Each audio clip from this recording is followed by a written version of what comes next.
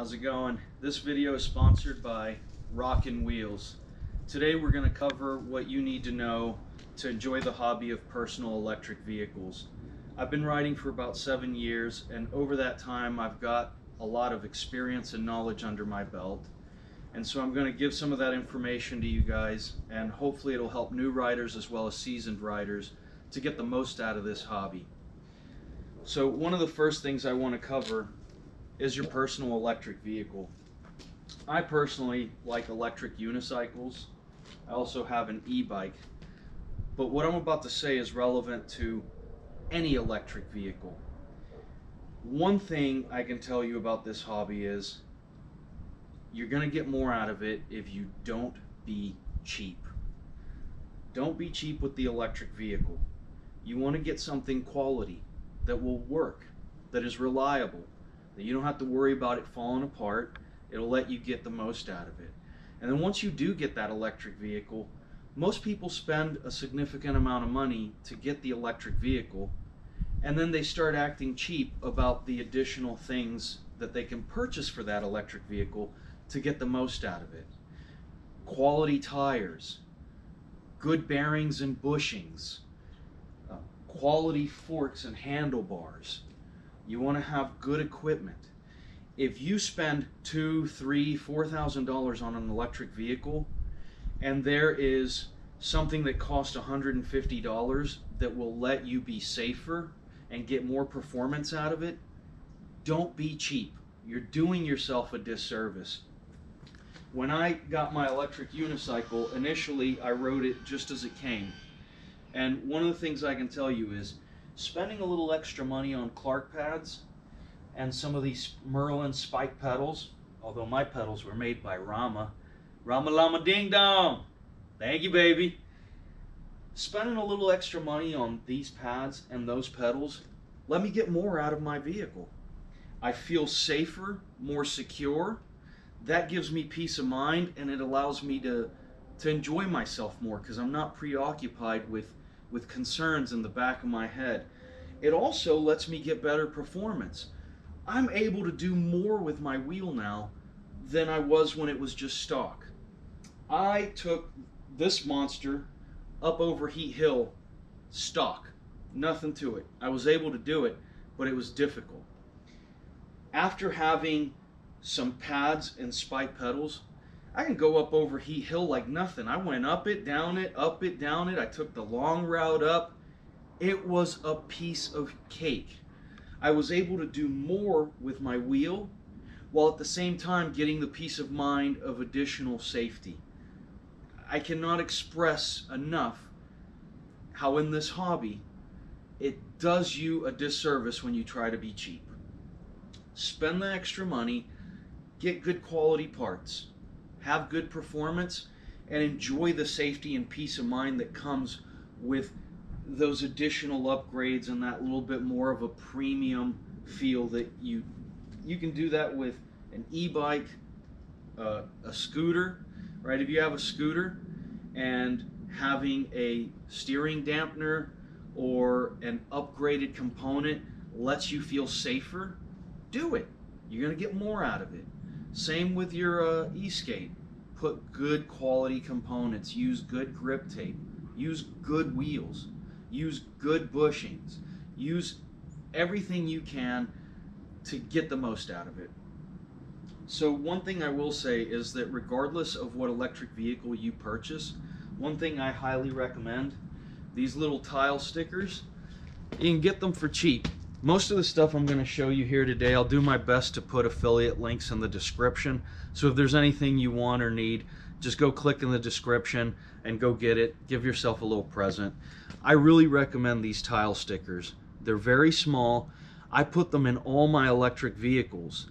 And anytime you go on a group ride, you get to a situation where the restaurant won't let you bring the vehicles in. So you leave it outside, or you got to charge it somewhere that's not near where you're sitting. In the back of your mind, you're always concerned about, is somebody taking my stuff? Having this in a place that's not visible inside your electric vehicle just gives you that little peace of mind. You can leave your wheel by the door while you go grab your sandwich, and you don't have as much concern because you know that you have a way to track it and find it. I really recommend it. It's cheap. It gives you peace of mind. Everybody should have one of these in whatever electric vehicle they're using, because it's it's easy to take these things, and this little sticker gives you a peace of mind. You get 4 of them in there, you put one in each of your electric vehicles, and you don't have to worry all the time. Rama, I couldn't send you yours before I made this video, so it's gonna be in the mail now. Okay, Merry Christmas. For people that ride electric bikes, look, at the very least, get some good quality gloves that protect your knuckles, abrasive resistant material, so that way you don't chew up your hands if you fall. It's still nice and flexible, so you're able to operate the throttle and brake, and it doesn't interfere with that. You should really invest in having some good quality gloves. I have these little John Joe Rocket ones. Also, regardless of whatever electric vehicle you're riding, at the very minimum, you need to wear a helmet. I see a lot of people wearing like bicycle or skateboard helmets, just, you know, that only cover the top half. In this hobby, my recommendation is wear a DOT approved full face helmet. If you like your face and if you like your teeth, wear a helmet. No matter what, wear a helmet. Most of the accidents that people have are when they're going slow on a familiar road because they're complacent. They feel like nothing's going to go wrong, and so they're at ease, they're in a complacent state of mind, and usually that's when things slip up. At low speeds, when you're just kind of putzing around. Respect your health and your body enough to wear good protective gear and a full-faced helmet. Initially, I started out with this Steelbird Air.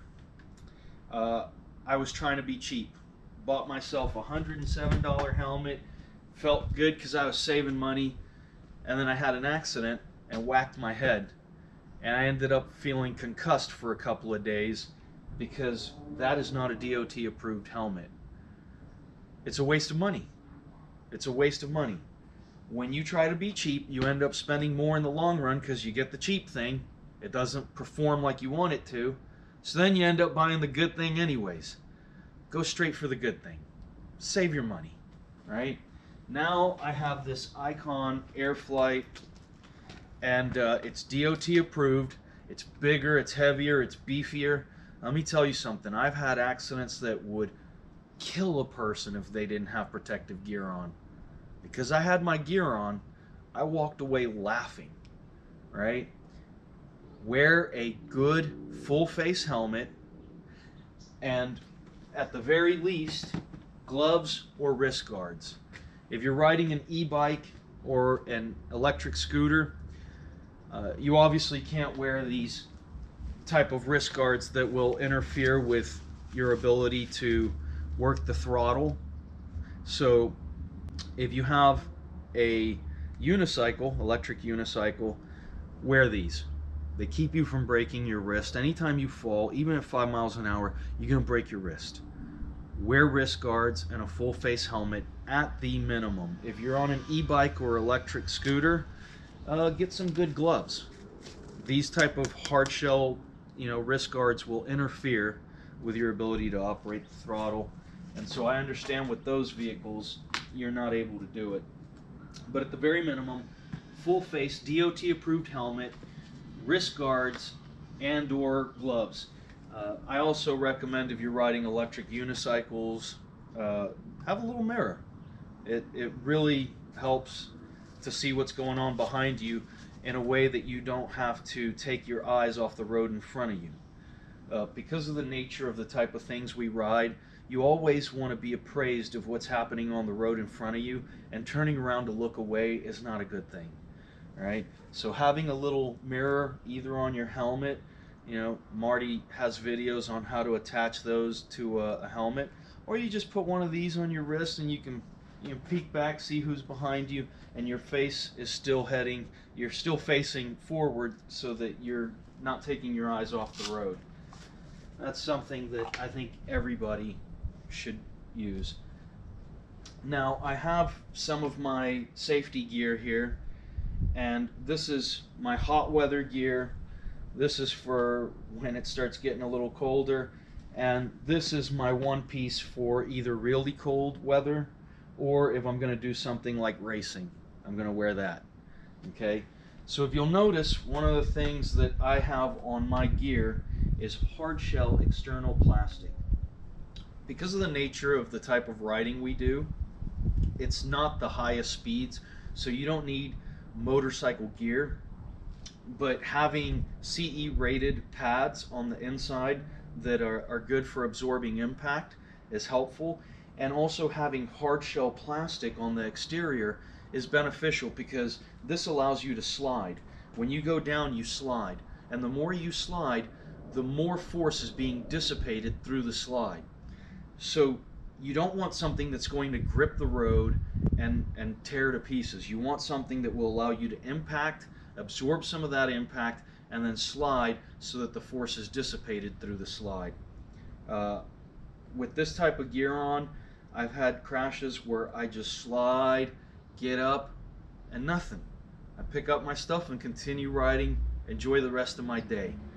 So this is good for hot weather. It does not have CE rated pads on the inside, so it's not the safest thing. But when it's super hot outside and you just can't, give yourself heat stroke trying to put pads on, but this will give you some semblance of safety. It gives you some impact resistance. It's got the hard shell plastic, which will allow you to slide, and it can be worn in really hot weather because it's a mesh material. So I really recommend that. For people riding electric unicycles, electric skateboards, and electric scooters, I recommend hard shell knee pads. The ones that cover, don't get a knee pad that just covers the knee. You will, first of all, you'll hit the ground and it'll get repositioned, and then you're going to chew up your knee and the rest of your leg. Get something like this with hard shell plastic. It's got 3 points of, where you can anchor it to your leg. Even if it shifts a little bit when you impact, it's still, you're still covering the majority of your leg. You want to have something that really absorbs a lot of that impact and allows you to slide. I can't speak highly enough about wearing hard shell plastic, full shin knee pads. You just slide and you get up. This jacket I have right here is good for slightly colder weather. I like it because it has the CE rated pads on the inside. I installed them aftermarket, and it has the hard shell plastic on the exterior. So this one really is the best of both worlds. I really like this one a lot. It's not that expensive. I got both of these from Amazon. I'll put some affiliate links for you guys on that. And then I have this one right here. This is a Joe Rocket motorcycle piece. I swapped out a couple of the internal pads for a higher CE rated back pad. This does not have the external hard plastic, but it has CE rated pads on the knees, elbows, shoulders, back. I installed some for the chest. I'm going to be installing some for the hip area as well. And the material is actually a rip resistant material that will allow you to slide. With a lot of these things, I look at safety gear as a one and done thing. For the most part, I mean, if it's a minor crash, I might continue to use the equipment. But if I have a bad accident, the safety gear keeps me safe. And then I get up, I look at it, go, oh, I ripped my jacket. And once a piece of safety equipment is damaged, I replace it. I get a new one, right? $60 for a new jacket is a lot better than spending, a couple $1,000s on MRIs, CT scans, doctor's bills. If something gets damaged, replace it. Your health is more important than a couple of dollars. If you have a minor little abrasion, a couple of scratches, and it wasn't that big a deal, you can continue to use it. But like, for example, these knee pads, I went down on these and it cracked the plastic. I will not wear these again. I won't. That to me is, it's done. All right, I kept these to make this video, but I since got another pair, and I will be getting myself another backup pair just in case. But once a piece of safety equipment becomes damaged, don't dick around with it. Get rid of it. Get yourself a new one. You're worth it. And one thing I will say is that regardless of any electric vehicle that I'm riding, one thing I take with me at all times is a portable air pump. I'll have a link for this one below. I really like it. It works well. It's compact. It's strong. It won't use up the battery when you're when it's in your bag, because you can't accidentally turn it on unless the hose gets pulled out. So I really like that. You won't accidentally have it on and then it's depleted when you need to use it. I think this is a really good quality product. It's inexpensive, and regardless of what I'm riding or what bag I'm taking, I take this with me. It really, for this hobby, you need to have a good quality air pump with you at all times. So now getting over to the bags and the equipment that I take with me on my rides. One thing I've noticed is that having water is of paramount importance in this hobby. I've seen so many people get dehydrated, and it can get really bad. And depending on the situation, right, when you got people like Marty having helicopters come out because I got a little thirsty, have some water with you. So if I'm riding on a short ride or in the city, I take my chrome messenger bag. I love this thing. It goes over the shoulder, it's easy to use, and I can fit a ton of stuff in here. I normally keep a water bottle in there. I can carry my chargers or whatnot. So if I'm riding around in the city where I know that I have access to stores and things like that, at most I'll carry like my charger and a water bottle. Not too much, because when you're riding in the city, you know that you can access food, water, anything you need. So I just take this bag, and it's great for city riding. If I'm going to be riding more than 20 miles, I take a Camelback now. This one can hold 2 liters, and I thought that was a lot of water, and till recently, after all the riding we did at West Wheel 3, as well as on Marty's tour in LA, I quickly realized that 2 liters does not last very long when you're hot and sweaty. You drink that pretty quickly. But at a minimum, if I'm doing a nice long ride, I will take a 2-liter Camelback. I have my Leatherman Squirt on here so that I always have a multi-tool with me in case if I need to do some work on my wheel. This one's nice, small, compact. It has pliers, scissors, screwdriver. So I really like this thing. I think it's excellent for the type of riding that we do. It's small, it doesn't take up a lot of room or weight, and I just have it right there. So if I need to do some minimal work on the wheel, I have the ability to do that. This is an excellent choice for lightweight riding and when you need to make sure you have water. This puppy, I bought this for my long range, hardcore riding. If I'm going to be going, 80, 90 miles, if I'm going to be going through mountainous areas where there's no cell reception and you might end up spending the night in the woods, I take this puppy. And we're going to go through all the stuff I have in here, but one thing I want to tell you is, so after thinking about this long and hard, I decided that all of my survival and first aid stuff needed to be easily accessible in a place where anybody can access it. Even people who don't know me, who aren't familiar with where I keep my stuff. I don't want people having to dig through my bag looking for things, right? When I was out in Los Angeles, I had a pretty crazy crash. We were on the top of a mountain, and I flew off the trail, and there was a cliff.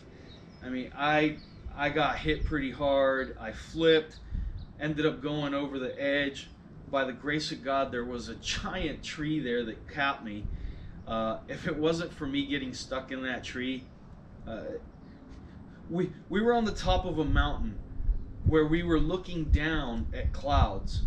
Helicopters were flying beneath where we were, right? So if I would have flown off that hill and that tree wouldn't have caught me, it would have been bad. But I smacked the ground hard, I flipped, went over the edge, got stuck in a tree, and I was momentarily incapacitated. Luckily, I was wearing my helmet, my gear. That's the reason why I was able to get up, shake it off after a little while, and continue riding. But for a couple of minutes, you know, I had to sit down and think about things for a minute. I couldn't just move right away. And that made me realize that if you're in a situation where you are the one who has the first aid gear, the emergency survival gear, and you're the one who gets hurt, how are people going to know where you have your stuff? You want it easy to find for everybody, not just you. So now I have this here, and if anything happens, you just take this off and pull it out. Anyone can pull this off. All the first aid gear, all the emergency survival gear is right here, easy to access, so that anybody who's riding with me, if I'm incapacitated, anyone knows where it is, can get to it. And so let's go through some of the things I have here. That way you guys can see what I have in my emergency kit. So let's rewind a touch. Before we get into the emergency kit, your first line of defense when you're riding is what's in your pockets. Okay? When you're riding, you might lose your electric vehicle. Your bag might end up getting, you know, displaced, fall off a mountain. You never know. You always want to have something in your pockets to take care of your needs and make sure that you can survive. So when I go on a ride, there's several things I always have on me. One is a belt. This can be used for cordage. I can use it to, you know, brace someone's leg if they break a leg. You need to have some kind of cordage with you at all times. So I always have a belt that can be stripped down and used for cordage. Another thing I always have is a lighter. A Bic Lighter, easy way to start a fire if I need to. I've had several times where I crash and things in my pockets like car keys end up stabbing into my leg. It hurts like hell. So one thing I've done now is all my keys, I just put them on this thing right here. It's smooth surface, I can access my keys, and if I crash, there's nothing that's going to jam into my leg. There's no key sticking out that's going to stab the crap out of me. I like that. Another thing, I have this Protek watch. It's GPS.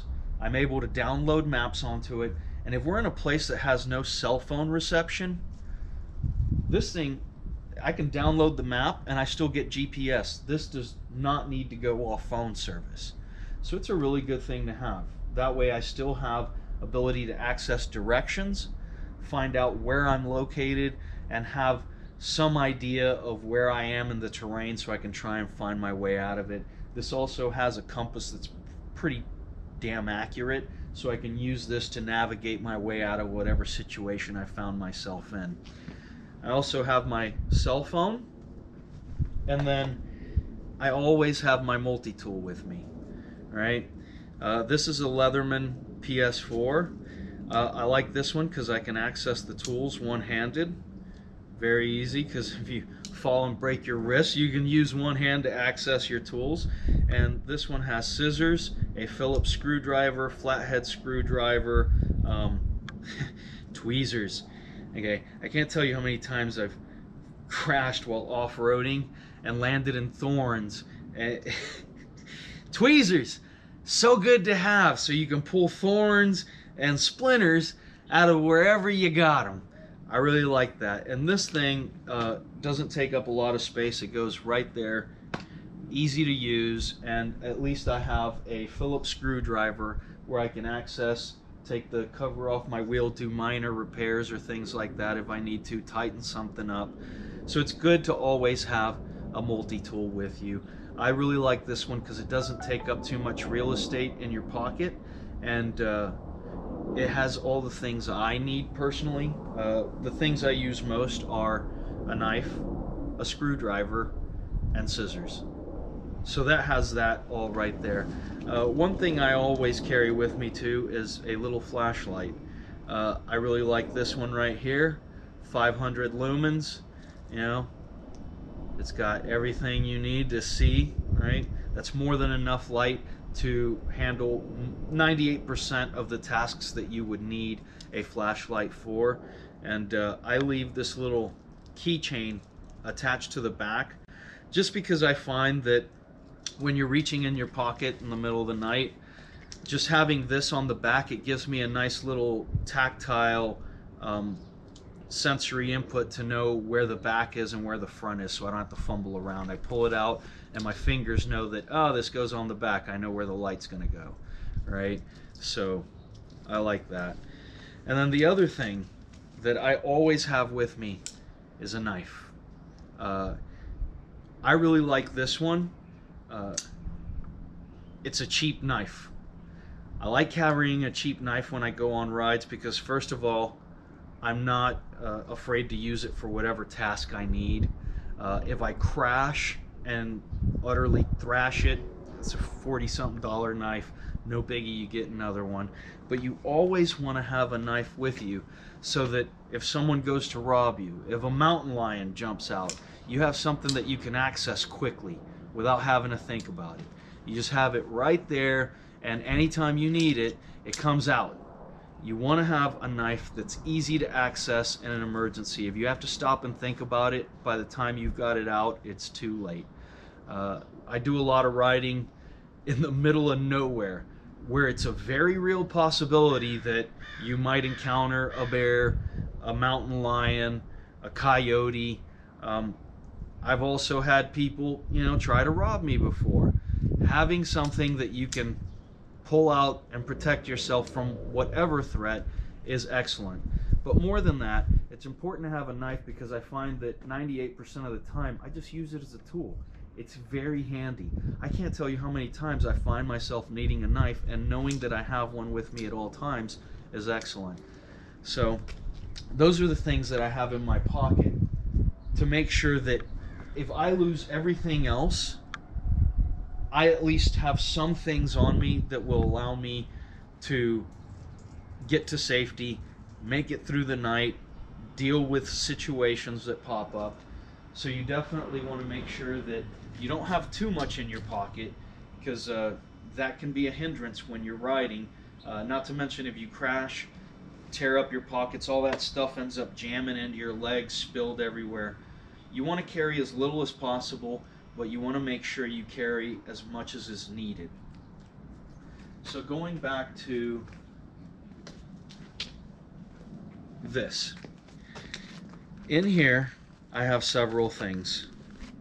The most easily accessible thing in here is a first aid kit.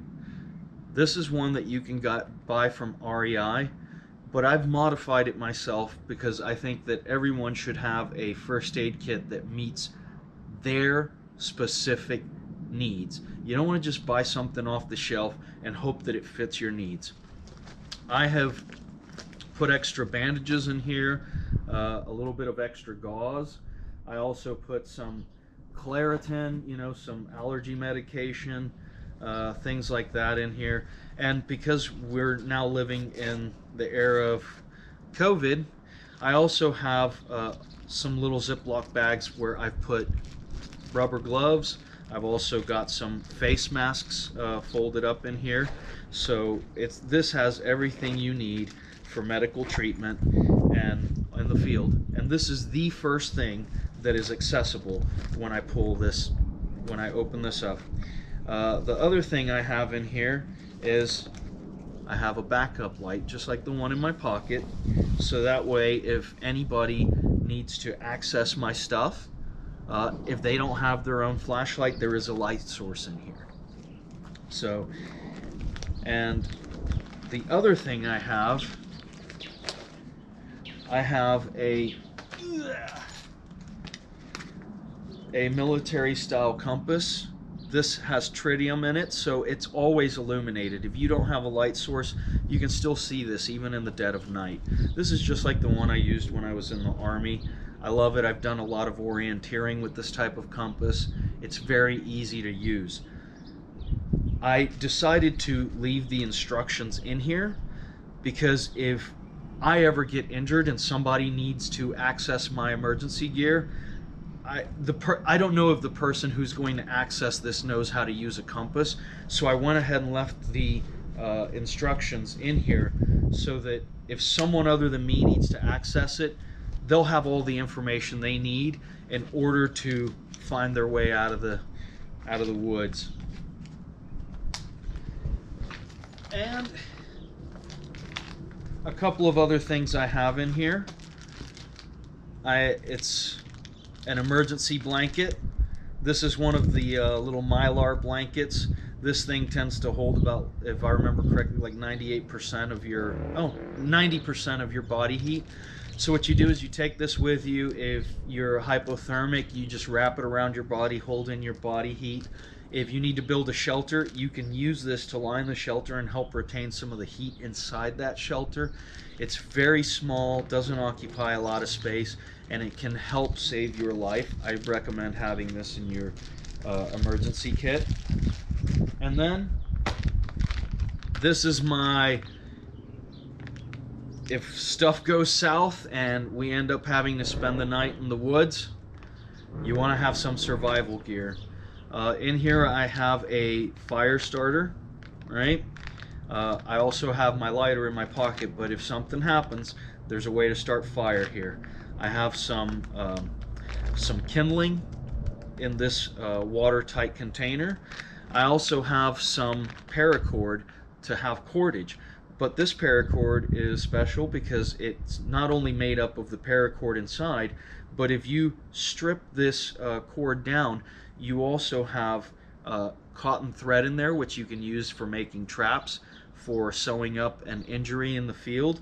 It has a fire cord, so you can use it to start a fire. It also has a fishing line in there so that you can use it to catch some fish. I also have this little metal card right here that you just pop out some fishing hooks. You can pop out an arrowhead, some little lures and stuff, and that will, you know, if you take the fishing line out of this cord, you can go fishing and survive.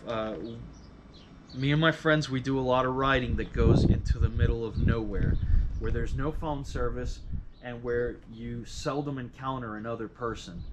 And if something happens out there, you're talking about a day to 2 days worth of walking out in an area where there's no phone service, where nobody is likely to come by and see you. So you need to make sure that you have everything with you to survive. You need to be your own hero. You need to have your own stuff, right? You can't count on, oh, the ranger's going to drive by. Some of these areas, if you go down out there and you're incapacitated, no one's going to find you for a very long time.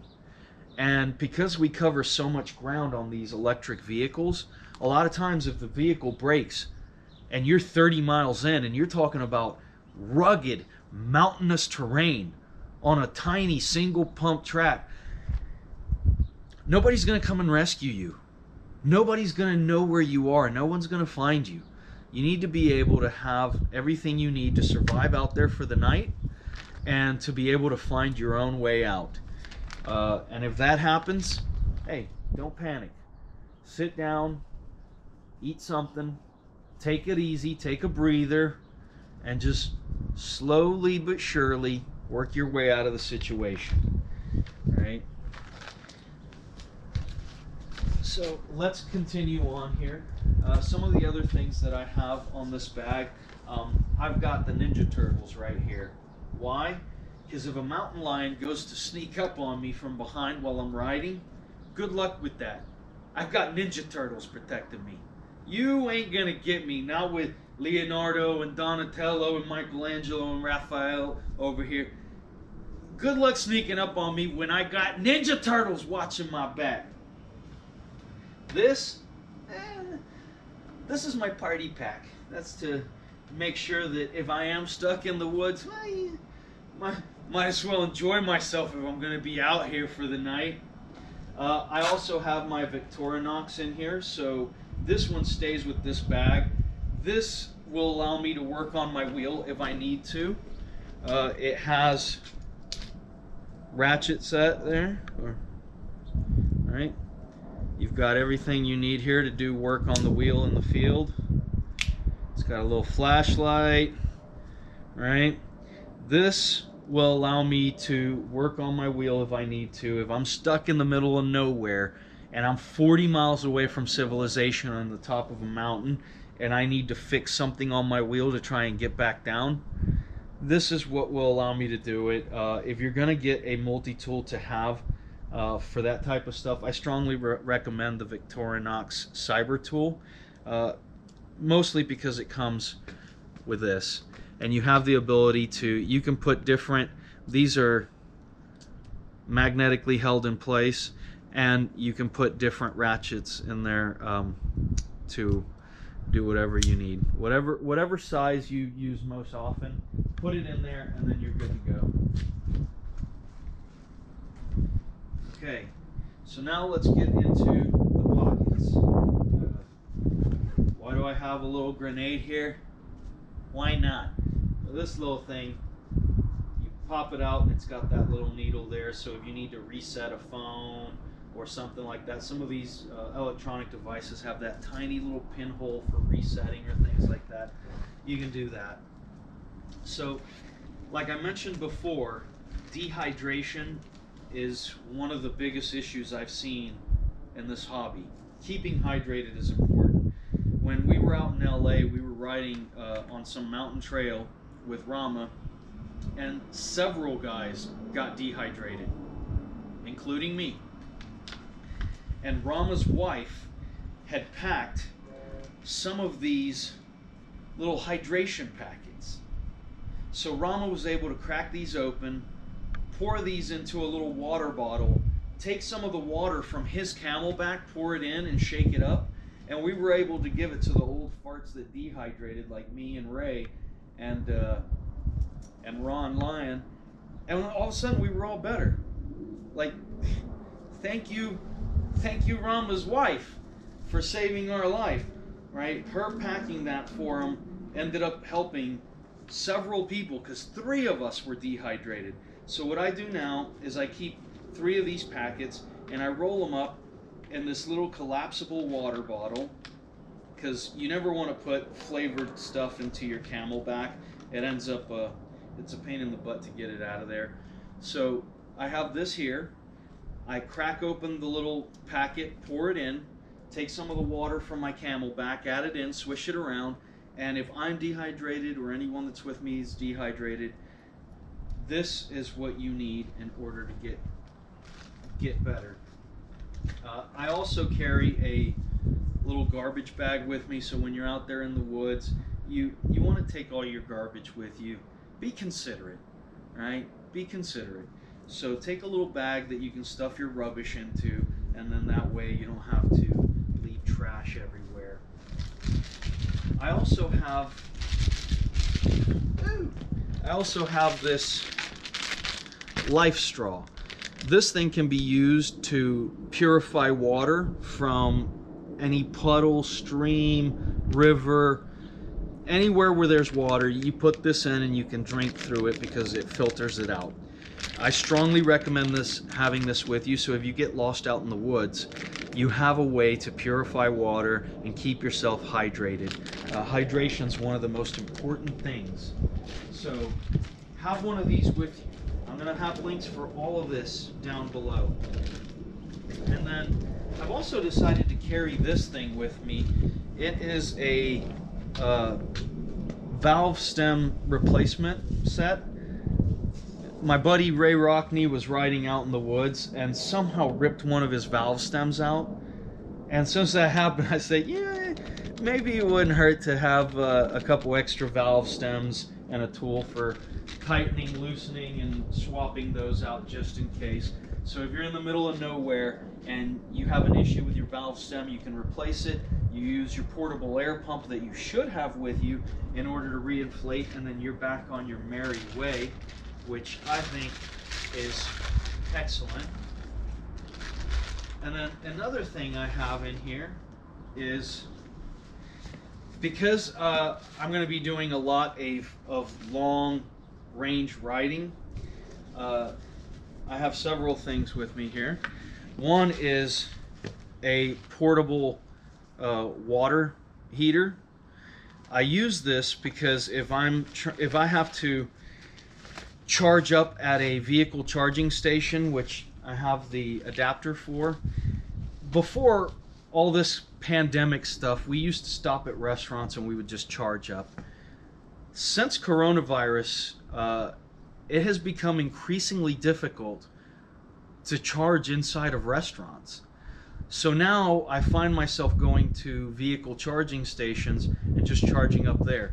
I can take this with me. This thing can be changed, you know, to accept either 220 or 110. So you can plug it into a regular outlet, or if you're charging at a vehicle charging station, you can plug in right there, switch it to 220, warm up some water, and use that hot water to make like a dehydrated meal. I tend to carry those with me as well, just to save a little bit of money. So let's go in here.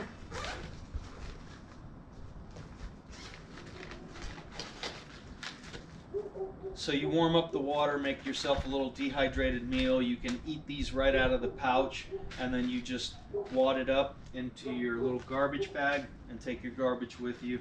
Whole meal's there. And I think that's a pretty good way to save money and eat when you're traveling, if you're not able to access restaurants, or if you're worried about having to go beg to use their charging. Just skip all that hot mess. Another thing that I have in here, aside from my sport, my tactical sport. It's tactical. It's this because it's got a knife in it. It's tactical. Anyways, that's so that I can eat my little meal. Another thing that I have in here. Okay? Why am I carrying this with me? That's a great question. I'm going to tell you why. I have been riding with people and so many times seen somebody get a stick or rock stuck in their wheel and they can't get it out because the room to get in there is so thin. This right here is thin enough, strong enough, and long enough where I can put it in and pop any rock, any stick, whatever gets jammed in there, you can pop that right out. And then if you're a considerate person, you can also use this for trail maintenance. If you come across a fallen branch and you want to keep the trail nice and clear for the people coming behind you, you can do some trail maintenance with it. But the main reason I have this is to be able to clear out debris from inside the wheel when it gets jammed in there. I've seen so many people get hung up, and then when we're out in the field, there's no way to get it out. It's a pain in the butt to get at those things. So I have this with me for when things get jammed in the electric unicycle. I can shimmy them out. It's excelente. Most excelente. Alright. And then let's go back to this pocket here. Now what I have here is the food right? Some little trail snacks. Frank Filmer, yeah, he loves the trail mix, man. Get some little juice pouch, right? And then I always have my flashlights. I love these flashlights. I put these with dual lock so that I can just attach them to my helmet. Right here, adjustable, put them facing wherever you want, attach on, and then when you don't need them, you can pull them off so that they're not permanently affixed. If I'm riding in the day, I don't need the extra weight, looking like a deep sea diver with these two rectangles on each side of my head. But I find that these are excellent. I like using two because, first of all, if I'm in the middle of the woods and I really need to see, I have two lights that can give me maximum illumination. But if I'm stuck out in the woods and I need to find my way out, what I do is redundancy. You use one, and then when this thing dies, then you use the next one. So it gives me a little bit of security and redundancy to have the two, and they can be used in concert to better illuminate if I know that I'm not staying in the woods overnight and I don't need to make my light last. So these are excellent lights, easy to attach via dual lock to your helmet, and I really like that setup a lot. It gives me a lot of illumination at night.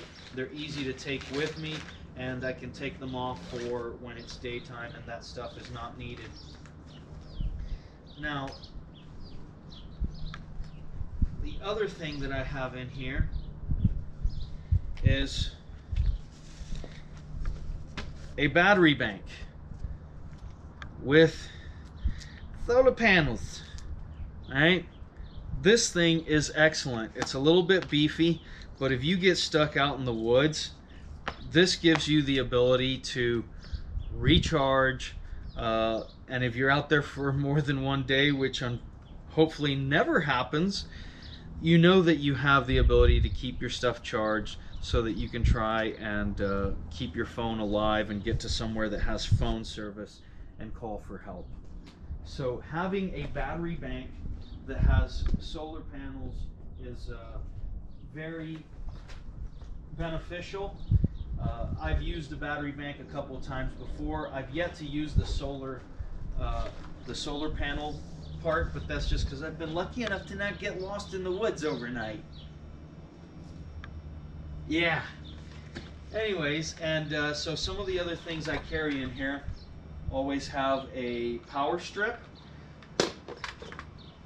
This thing right here. Charger. So, woo. Stay.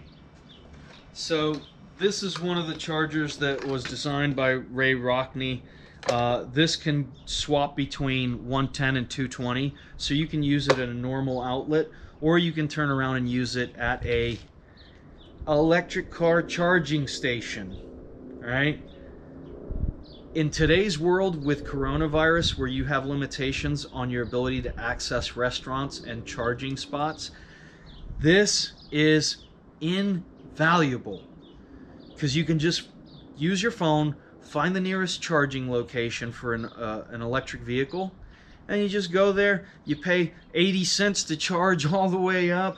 You plug your puppy in. You plug in your hot water heater while you're charging. You have yourself a little meal, and then you're ready to go for another 60, 70 miles. This is in today's world, I recommend everybody have one of these, because sometimes you get to a restaurant and they don't want to be nice. They don't want to let you charge, and you find yourself stuck. You can get some juice and get back home. So these are the things that I carry in my bags when I'm riding long range. I think that everybody needs to think about the gear that they have and ensure that they are able to keep themselves hydrated, appraised of where they are, so some sort of map, download it to your phone, something like that. You need to have some way to start fire. You need some knife to keep yourself safe. and a multi-tool. You want to make sure you have a first aid kit that meets your specific needs. Are you diabetic? Make sure it's got insulin in there. Do you suffer from allergies? Have your allergy medication, right? If you have some sort of specific health needs, make sure that your first aid kit is customized. It's okay to buy one from the store, but don't just leave it like that. Take the time to go through, see what the contents are, and think about what you need. Is there stuff that can be taken out because it's not useful for you and your particular needs? Is there stuff that needs to be put in? You need to think about those things, because when you do the type of riding we do in the middle of nowhere, or covering 100 miles in a day, you want to make sure that you have safety gear that gives you peace of mind. You want to make sure you have emergency provisions that give you peace of mind. And you want to make sure that you've taken the time to get whatever you need for your personal electric vehicle, so you have the best performance and safety that you can on it. This way, when you go out to enjoy yourself, you're free to enjoy yourself. You don't have concerns in the back of your mind. You know, if you crash, you're going to be safe. You know, if you get injured, you have some way to attend to your injuries in the moment. You know that if you get stuck in the woods, you can survive there overnight. If you start getting thirsty, you got plenty of water in your Camelback. You take a sip. You need to make sure that you take care of yourself. And having a little time to think about things ahead of time so that you can be well prepared, it goes a long way to making this hobby safer and more enjoyable for everybody. So anyways, I hope this has been helpful for people. Take the time to think about your electric vehicle and what it needs to get the most out of it. Think about your safety gear and what fits your needs, what fits your body. Don't be cheap. Get good gear. And think about the stuff that you need to take care of yourself on longer range rides or whatever specific environment you're going to be traveling through. Be prepared. So if you guys found this useful, click thumbs up, subscribe, and I hope to see you guys next time. Enjoy yourselves and go out there and ride.